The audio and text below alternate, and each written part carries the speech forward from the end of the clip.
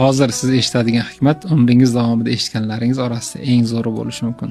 Bir talaba ilm istab yo'lga chiqibdi va bir shayxini huzurida uzoq yil xizmat qilibdi.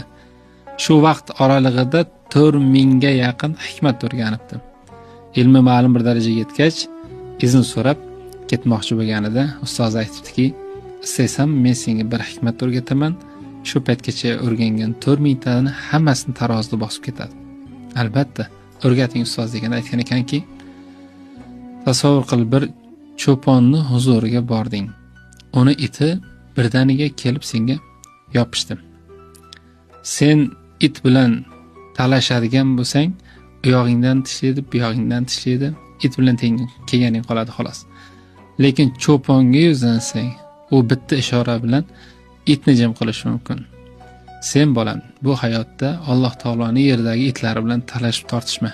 Butun diqqatingni cho'ponga, ya'ni Xudoy taologa qaratgin.